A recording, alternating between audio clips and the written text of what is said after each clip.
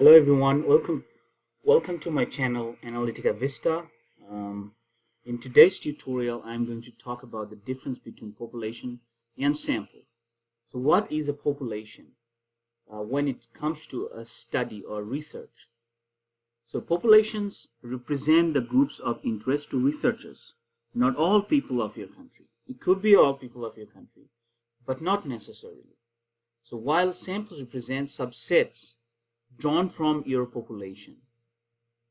So what this means is that imagine that you are interested in studying the average income of households in a city with 100,000 households. So then what's your population? Your population is these 100,000 households of your city, not any household that is not in your city.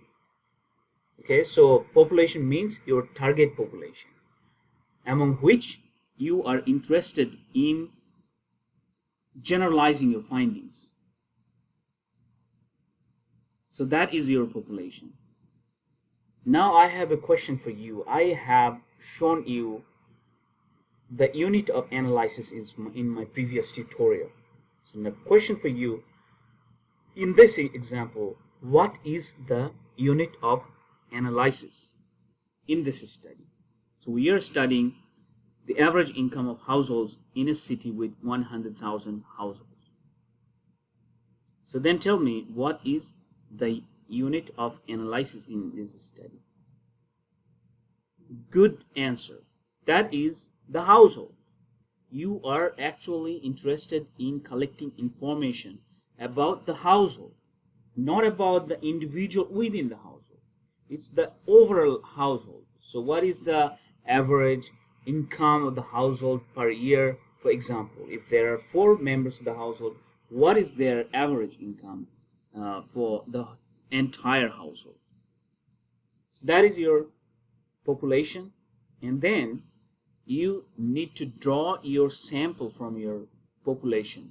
So you cannot basically study 100,000 households because that's very time consuming and costly. It would take years for you to complete the study and a lot of financial and manpower resources.